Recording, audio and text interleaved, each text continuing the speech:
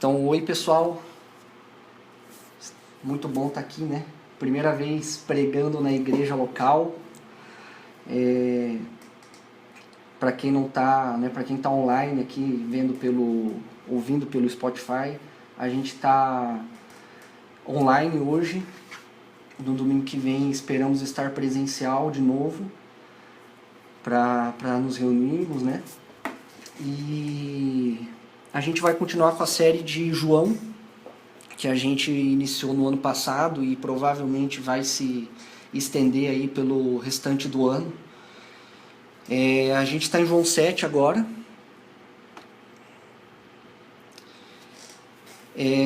Eu vou orar para a gente começar e aí a gente parte para a leitura do texto. Senhor, obrigado por esse domingo aqui, mesmo online, mesmo distante fisicamente, mas o Teu Espírito nos une, o Teu Espírito nos dá força, o Teu Espírito nos sustenta. E que o Senhor Jesus Cristo esteja conosco, falando em nossos corações. Que você, Jesus, seja o centro de tudo isso, o centro das nossas reuniões, o centro de tudo que nós fazemos. Porque você é Deus e o cabeça da igreja, né? E nós estamos aqui para te servir, para te adorar e para também sermos amados por você. Obrigado por isso. Em nome de Jesus, amém. O texto que eu vou ler hoje, então, é o João 7, do versículo 25 até o 44. Então é um texto um pouco longo, bastante longo. Eu não vou explanar aqui versículo a versículo, né, por ser um texto longo. Eu acho que também não é esse o nosso objetivo aqui. E hoje o nosso tema é Jesus o Cristo. Então a gente vai discorrer para entender sobre esse cargo, né, que Jesus tem, que é o Messias. E já respondendo, né, dando spoiler, sim, ele é o Cristo, mas a gente vai entender um pouquinho mais disso no texto. Então eu vou começar lendo o texto aqui. Eu estou lendo na King James, que é uma Bíblia que eu comprei recentemente e eu estou gostando muito. Então você pode acompanhar aí na versão que você tem. Então, alguns de Jerusalém diziam: não é este aquele a quem procuram matar? Mas observai, ele fala atrevidamente, e eles não lhe dizem nada. Será que as autoridades reconhecem que ele é verdadeiramente o Messias? Entretanto, nós sabemos de onde é este homem. Quando Cristo vier, ninguém saberá de onde ele é. Então Jesus ensinava no templo, proclamou. Vós não somente me conheceis, como também sabeis de onde eu sou, e não vim porque eu de mim mesmo o desejasse, mas aquele que me enviou é verdadeiro, aquele a quem vós não conheceis. Mas eu o conheço, porque venho dele e por ele fui enviado.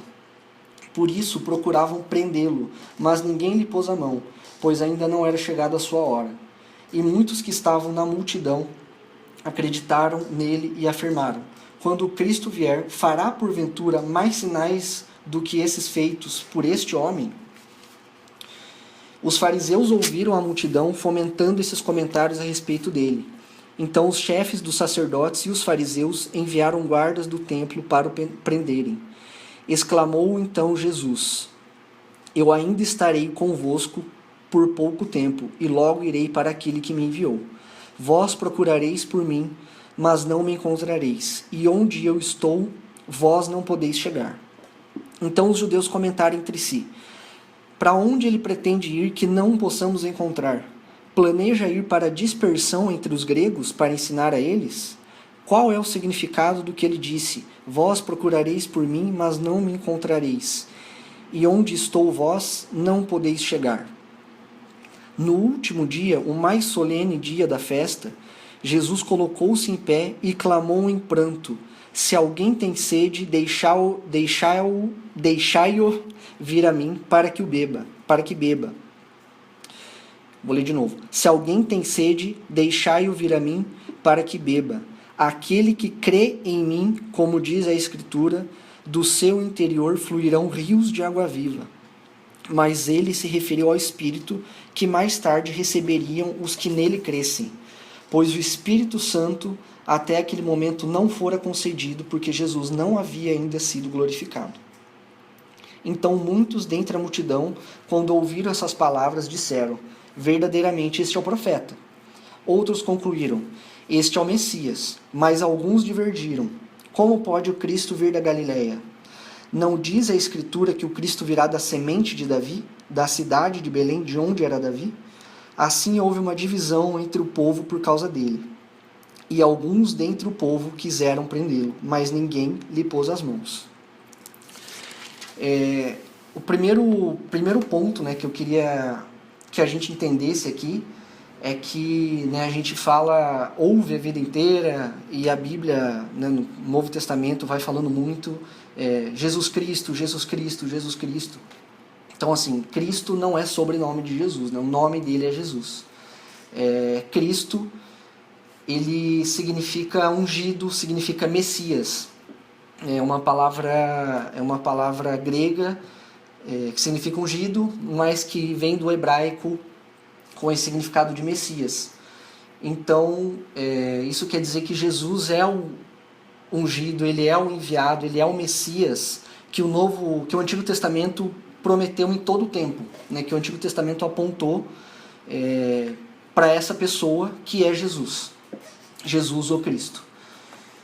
Mas né, entendido isso, o ponto principal que eu queria que a gente visse aqui dentro, né, desse texto grande, mas que a gente vai discorrendo aqui ao longo dos próximos minutos, é que é sobre a nossa dificuldade de reconhecer Jesus como Cristo, né, como esse Messias, como esse enviado. E aqui no livro de João, né, em vários pontos do livro, primeiro que assim, João relata muito sobre os milagres de Jesus. Então ele vai falar sobre, enfim, vários milagres, um monte de sinais que Jesus fez, como sendo ungido, como sendo o Messias, como sendo o Cristo. E ele enfatiza muito nisso, né, ao longo do livro. Mas ao mesmo tempo, o povo judeu ele duvidava. Então assim, esse mesmo povo que durante o Antigo Testamento inteiro esperou por essa pessoa, esperou por esse ungido, esperou por esse Cristo, né, por aquele que Deus iria enviar. Então ele finalmente chega, mas os judeus ainda ficam perdidos, assim. Puxa, mas é esse mesmo? Esse é o cara? Mas a gente viu, né, da onde ele veio. Em João 6 fala muito nisso, né? Jesus começa, bem logo após Jesus multiplicar os pães e peixes, né? Ele mostra os sinais, algumas pessoas reconhecem ele mesmo como Cristo, como o profeta que veio e tudo mais. Só que logo em seguida, né, essas mesmas pessoas começam a duvidar. E Jesus fala que ele não fala claramente que ele é o Cristo nesse, né, um pouco antes aqui desse texto de João 7, até porque eles iriam, né, o próprio povo e o Império Romano ia prender ele, né, por tal calúnia, né, por falar dessa forma. E essas pessoas elas não criam. Então elas viam Jesus fazendo os milagres, elas viam né, toda a escritura, porque aqui eles já tinham acesso, né, aos escritos da Torá, aos escritos de Davi, em Salmos, enfim, aos escritos dos profetas, né, os profetas maiores, os menores, enfim, todo mundo que apontou para Jesus, né, no Antigo Testamento, e eles ainda ficavam em dúvida. Então, ora eles criam, quando eles viam alguma coisa de fato, e aí ora eles duvidavam, e eles falam, né, poxa, mas você veio de José, você veio de Maria, né, eu vi você nascer, eu vi você lá desde criança, eu vi você crescer, como que você diz que você é o Cristo? Né, como que você vem e faz esses milagres e cura no sábado, enfim, e você fala isso. E aí aqui no versículo 27, né, do capítulo 7, eles falam assim: Entretanto, nós sabemos de onde é esse homem. Quando Cristo vier, ninguém saberá de onde ele é. Então eles estavam esperando alguém que eles não conheciam para salvar eles, que seria o Salvador, que seria o Rei, que estabeleceria um novo reinado. E Jesus logo, né, ele logo já, enquanto ele estava ensinando no templo, né, que ele estava nesse momento aqui, e lembrando que eles estavam no meio da festa dos tabernáculos, né, a festa das tendas, que o FP ele falou sobre isso na semana passada. Então eles estavam no meio dessa comemoração toda e tudo mais. E Jesus ele em seguida fala assim: vós não somente me conheceis, como também sabeis de onde eu sou, e não porque eu vim de mim mesmo. E não vim porque eu de mim mesmo desejasse, mas aquele que me enviou é verdadeiro, aquele a quem vós não conheceis, mas eu o conheço, porque venho dele e por ele fui enviado. E por isso procuravam prendê-lo, mas ninguém lhe pôs a mão, pois ainda não era chegada a sua hora. E então, assim, em todo momento, né, que Jesus ele falava meio enigmaticamente, assim, né, ele trazia esses termos principalmente, né, que da onde eu vim, vocês não conhecem, vocês não conhecem aquele que me enviou, né, que ele fala do Pai, ele fala de Deus. Vocês não conhecem, vocês não sabem o lugar de fato de onde eu vim, vocês me viram aqui terrenamente, crescendo, né, nasci, cresci, virei adulto, né, vocês estão aqui me vendo, mas vocês não sabem de onde de fato eu vim. Então, assim, e aí em seguida, né, eles querem prender Jesus, eles querem que isso aconteça, só que ainda não é chegada a hora dele. E em seguida, eles, né, os judeus ali, o povo judeu, né, que esperava por Cristo, eles falam assim: tá, mas quando Cristo vier, ele vai fazer, né, porventura, mais sinais do que esse homem fez, né, do que esse Jesus aqui está fazendo, né? Ou seja, então Jesus está fazendo todos esses milagres, ele está falando essas coisas todas, mas ainda vai vir um outro que vai fazer coisas maiores, vai fazer mais coisas do que ele está fazendo. Ou seja, eles sabiam que viria alguém, mas eles ainda não estavam reconhecendo que essa pessoa era o Cristo. E isso leva, né, isso traz a gente para uma reflexão dos nossos dias, da nossa vida. Porque a gente passa a vida inteira dentro da igreja pedindo a Deus coisas, pedindo a Deus que... Está entrando umas pessoas aqui, né, na nossa reuniãozinha. Pedindo a Deus que Ele mostre quem Ele é. A gente clama por Jesus, a gente clama pelos feitos deles na nossa vida, para que Ele venha, para que Ele nos cure, para que Ele cure as pessoas ao nosso redor. E muitas vezes, né, a gente pede coisas para Ele de forma muito egoísta, mas quando Ele de fato responde às nossas orações, Ele responde aquilo que a gente está esperando que Ele faça, a gente fica, mas peraí, né, como é que é? A gente não consegue entender isso. Então, assim como o povo judeu, eles estavam esperando Jesus vir, eles estavam esperando esse Cristo que iria salvar eles. A gente espera esse Cristo que vai nos salvar da nossa própria carne, do nosso próprio pecado, das nossas próprias mazelas, né? E a gente vem aqui, que nem a gente estava orando no começo, para que Jesus realmente ele entre na nossa vida e que a gente siga Ele. Mas aí quando de fato Ele responde, quando de fato Ele vem até nós, a gente duvida, a gente não acredita.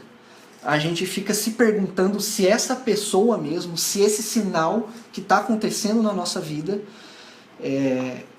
que a gente orou tanto, ele de fato é real, é de fato aquilo que Jesus está fazendo.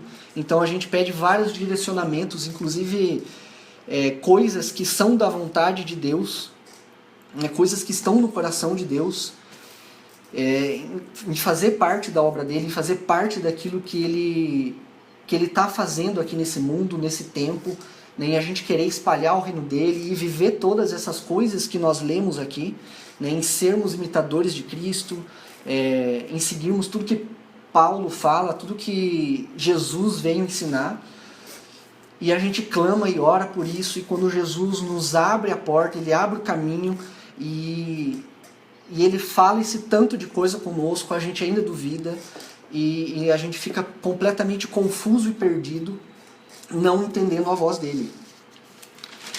E seguindo o texto aqui, é muito interessante porque, né, os sacerdotes, os fariseus, eles tentam prender Jesus de novo, e eles se unem, né, porque os sacerdotes e os fariseus, eles são meio inimigos aqui, né? Os sacerdotes, eles são de famílias, eles vêm de famílias ricas, eles, né, são as pessoas mais poderosas ali daquele tempo, e os fariseus, eles são, né, são as pessoas que tinham, né, o conhecimento de toda a lei, e eles eram muito radicais assim com relação a isso. Inclusive, né, eles tentam ir atrás de Jesus porque eles acham que Jesus andar com as pessoas que ele andou e curar no sábado e fazer os milagres que ele fez era completamente errado. E eles, como inimigos, eles tentam prender Jesus. Eles tentam colocar Jesus dentro de um lugar onde eles possam controlar Jesus.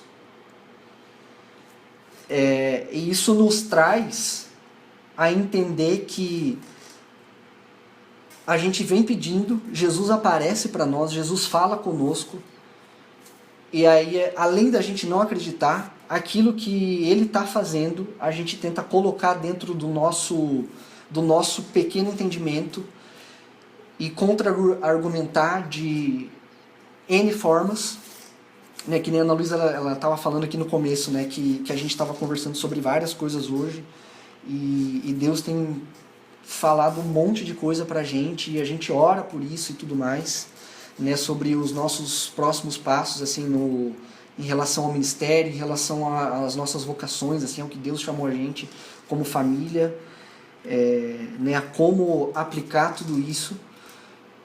E aí a gente começou a divagar, assim, sobre algumas coisas, né, não, mas se a gente fizer dessa forma, né, vai acontecer assim e tudo mais. E aí eu falei, puxa, mas se a gente começar a argumentar esse tipo de coisa, não está fazendo sentido. Porque a gente está orando e a gente está pedindo e Deus está abrindo algumas portas e Ele está realmente nos movendo e movendo o nosso coração naquilo que Ele está fazendo. Só que ainda assim nós estamos tentando colocar Ele dentro de um lugar onde a gente possa controlar Jesus, onde a gente possa controlar o Espírito, onde a gente possa controlar ou tentar controlar aquilo que ele quer fazer. E seguindo o texto aqui, logo depois disso, né, que os fariseus e os sacerdotes eles enviam guardas lá para prender Jesus e tudo mais, né, de novo. Então Jesus fala assim: eu ainda estarei convosco por pouco de tempo, e logo irei para aquele que me enviou. Vós procurareis por mim, mas não me encontrareis, e onde eu estou, vós não podeis chegar. Então os judeus comentaram entre si: para onde ele pretende ir que não possamos encontrar? Planeja ir para a dispersão entre os gregos para ensinar a eles? Qual é o significado do que ele disse: vós procurareis por mim, mas não me encontrareis, e onde eu estou, vós não podeis chegar? Só para a gente entender um pouquinho, né, essa dispersão aqui, né, que os judeus estão falando, se refere a colônias judaicas em terras gregas, né, que tinha naquele tempo ali. Não era exatamente na Grécia, né, era num território grego ali, né, mais ou menos na faixa da Palestina, onde é hoje, mas né, eles não conseguiam entender essa profundidade do que Jesus estava falando. Então, o que isso significa? Eles pedem, eles esperaram a vida inteira por isso. Jesus aparece, convicto do que ele veio fazer. Ele começa a mostrar sinais para o povo judeu. Ele começa a mostrar quem ele é de fato, né, através dos milagres, através das coisas que ele fala. E Os judeus não conseguem acreditar nisso. Eles, por mais que eles tenham esperado todo esse tempo por essa pessoa, e ainda mais, né, que João Batista estava falando antes, né, que eles são, né, nasceram na mesma época. Então, João Batista começa a falar para essas mesmas pessoas a respeito de Jesus, a respeito de quem é o Messias e do que ele veio fazer, que ele veio para salvar o mundo. Então,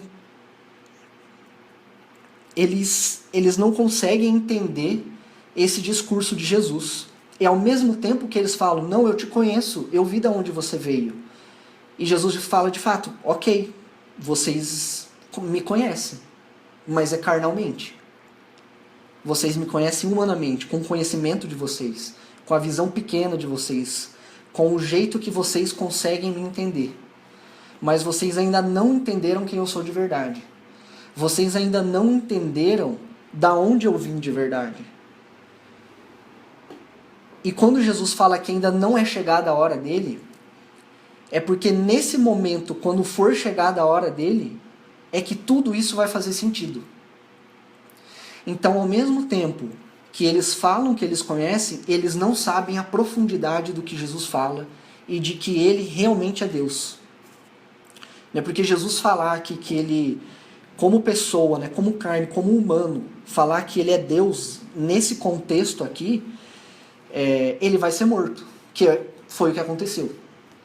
Mas as pessoas só conseguem entender isso quando de fato Jesus é preso e Jesus morre e ressuscita. E algumas pessoas conseguem entender, outras não.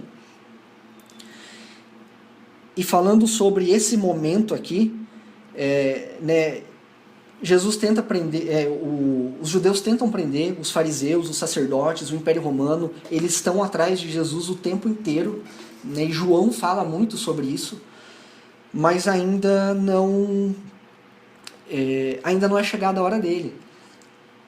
E isso quer dizer que só quando for chegada a hora dele, o povo ele vai entender que tudo aquilo que Jesus falou, inclusive os apóstolos, né, os discípulos de Jesus, os 12 que viviam ali diariamente com Jesus, eles vão entender tudo isso, porque até o momento eles ainda estavam meio perdidos. E isso nos traz a pensar que Jesus está no nosso meio e a gente ainda não consegue acreditar, a gente ainda é incrédulo, nós ainda não conseguimos entender a profundidade do que Jesus fala. Então a gente consegue entender Jesus do jeito carnal, do nosso jeito, né, com o nosso conhecimento teórico das coisas que a gente tenta estudar, da Bíblia que a gente acha que a gente consegue ler, mas nós ainda não entendemos a profundidade, a seriedade de buscar Jesus e de conhecer quem Ele é. E de conhecer da onde Ele veio de fato. E quem Ele é de fato. Que Ele é Deus. Mas a nossa cabeça não consegue entender isso. Mas aqui em seguida, Ele vai falar sobre a vinda do Espírito Santo. Que é quem vai nos ajudar, vai nos consolar e vai nos auxiliar a entender quem é Jesus, que Ele é Deus, que Ele é o corpo, que Ele é a cabeça do corpo e que Ele veio para nos salvar. Então o texto continua. No último dia, o mais solene dia da festa, né, a festa dos tabernáculos, que esse aqui é o 8º dia da festa, Jesus se coloca em pé e Ele clama em pranto, né, Ele está se derramando aqui. E Ele fala, se alguém tem sede, deixai-o vir a mim para que beba. Aquele que crê em mim, como diz a Escritura, do seu interior fluirão rios de água viva. E ele se referiu ao Espírito que mais tarde receberiam os que nele crescem, pois o Espírito Santo até aquele momento não fora concedido, porque Jesus ainda não havia sido glorificado, né? Ou seja, morto e ressurreto, né, e ascendido. Então depois desse, né, de Jesus ele falar todas essas coisas, ele se derrama em choro, ele se derrama em lágrimas, suplicando de fato para que as pessoas elas tentem entender que elas podem vir até Ele, e que quem for até Ele, dali fluirão rios de água viva. Dali a gente vai ter vida. Então, a partir do momento que a gente consegue abrir o nosso coração para que o Espírito nos console, nos auxilie, então a gente começa a ter vida. Mas obviamente que isso é uma obra do Espírito, né? E não tenha nada que a gente faça que vai convencer o Espírito disso. Mas é o Espírito vindo até nós e a gente respondendo a esse estímulo, a gente respondendo diariamente, a cada segundo da nossa vida, e tendo fé, que é as coisas que a gente não vê, mas a gente tem fé através daquilo que a gente ouve, né, e da Bíblia que a gente lê. E através de tudo isso a gente consegue ir mudando a nossa cabeça e tentando mudar o nosso entendimento para que o Espírito nos convença e a gente comece a jorrar vida através de nós, né, e a transbordar para as outras pessoas, para quem está perto de nós. E aqui na última parte do texto, ele, né, continua falando que muitos, né, dentre essa multidão... Então, assim, né, só um parênteses aqui para a gente entender essa multidão, né? Jesus tinha muitos seguidores. Então, tinham pessoas, né, tinha os 12, que eram as pessoas que Jesus chamou para viver com eles, para viver todo o ministério, né, que são os pais da igreja, para que eles começassem esse movimento, né, que a gente está nele até hoje. E você tinha os discípulos, as pessoas, né, os discípulos, os 12, você tinha os outros discípulos ali que ficavam um pouco mais próximos, mas não eram aqueles que viviam diariamente e tão intimamente com Jesus. Tinham alguns seguidores e tinha essa multidão que vivia em volta dele. Nem todo mundo nem acreditava de fato, né? Alguns estavam indo ali pelo movimento. Mas essas pessoas, elas aqui voltam e eles falam: verdadeiramente esse é o profeta. Mas alguns ainda duvidavam, né? Então eles falavam: verdadeiramente esse é o profeta, nessas pessoas que criam, esse é o Messias. E outros ainda duvidavam: como pode o Cristo vir da Galileia? Não diz a Escritura que o Cristo virá da semente de Davi, da cidade de Belém, de onde era Davi? Assim houve uma divisão entre o povo por causa dele. E alguns dentre o povo quiseram prendê-lo, mas ninguém lhe pôs as mãos, porque ainda não era chegada a hora de Jesus.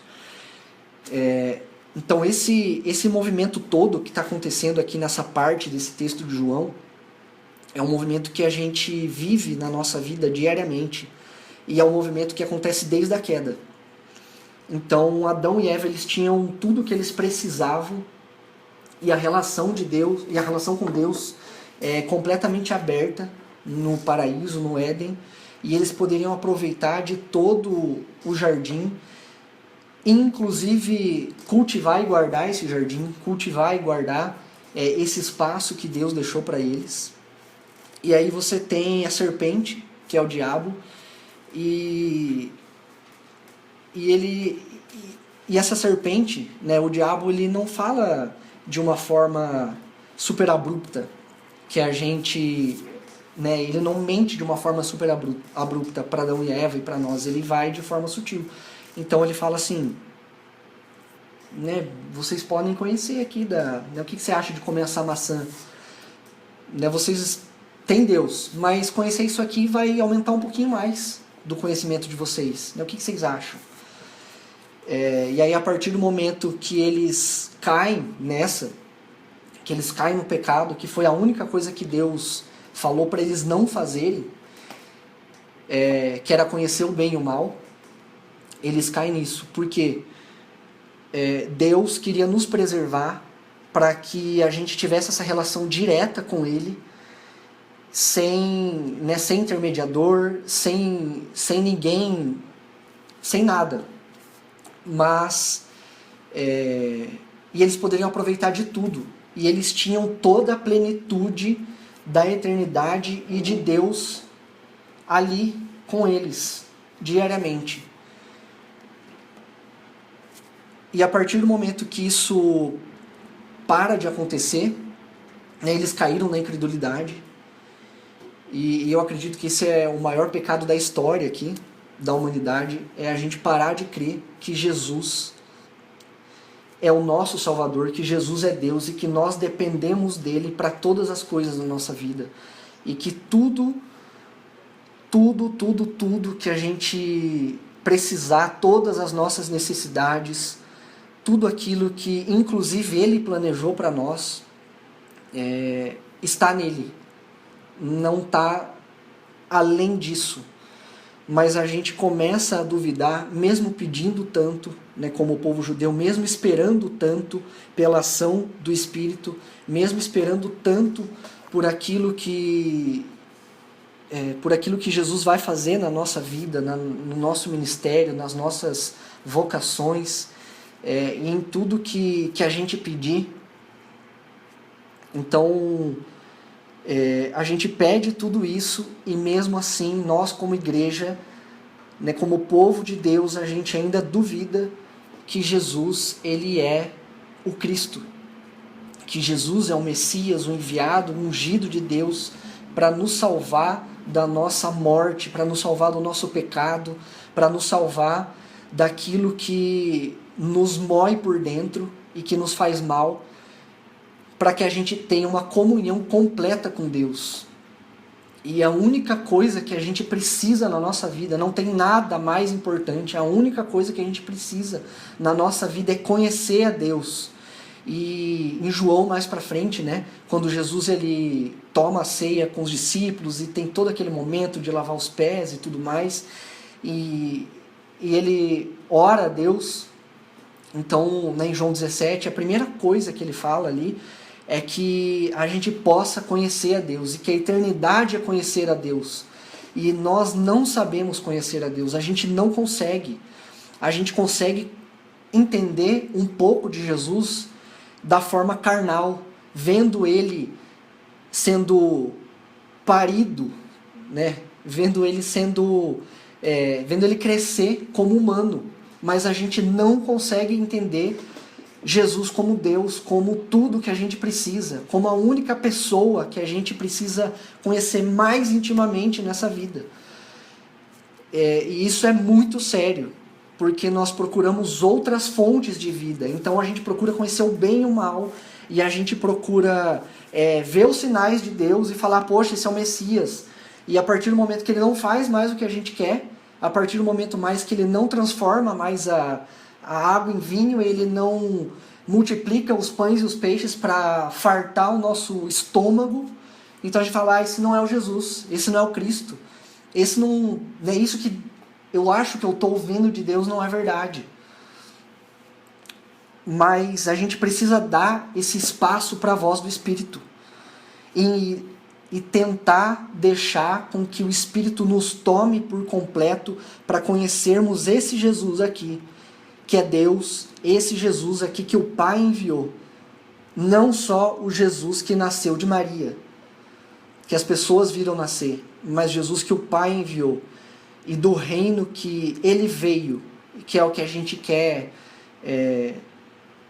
espalhar aqui nessa terra, que é o que Jesus nos chamou para fazer, para sermos sal, para sermos luz, aqui, nesse pequeno espaço de tempo na história que a gente vive. E que isso não é sobre nós, mas é sobre conhecer ele e o quanto dele vai ser transmitido através da igreja, através da nossa vida. Então esse é um chamado, né, um grande chamado para que não seja para nós, não seja para que a gente transborde e fique por isso mesmo, né, para que a gente se encha e ok, mas para que o reino dele venha através da igreja, que somos nós aqui, para que nós entendamos que esse profeta precisa falar conosco e a gente precisa ouvir ele através do Espírito Santo e mostrar isso por onde a gente for e fazer com que a igreja e o reino cresçam e para que a gente possa servir ele e conhecer quem ele é de fato. E essa é a mensagem que eu acredito que Deus veio falar para nós hoje, Ele veio comunicar para nós hoje.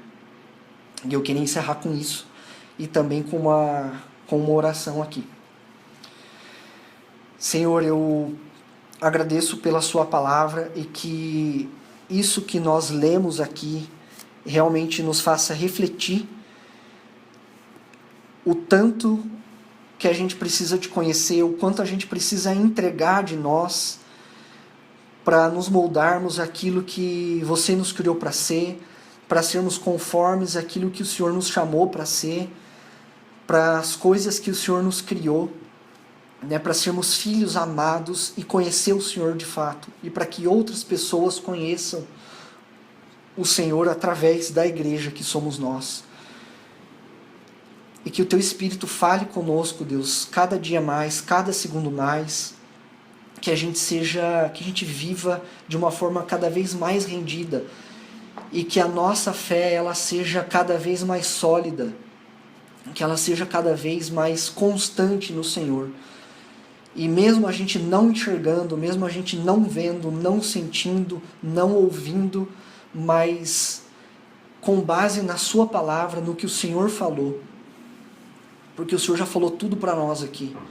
E com base em tudo isso, Deus, a gente consiga ter fé e continuar caminhando dia a dia para que a sua igreja cresça, para que o Senhor seja conhecido através das nossas vidas nesse mundo, nesse tempo, para que o seu reino, Deus, seja espalhado nessa terra. Em nome de Jesus eu te peço, Pai. E eu também peço para que essa nossa igreja, a igreja local de Curitiba, seja luz aqui nessa cidade, nesse contexto que nós estamos, para que a gente possa para que a gente possa ser realmente completo no Senhor. Em nome de Jesus. Amém.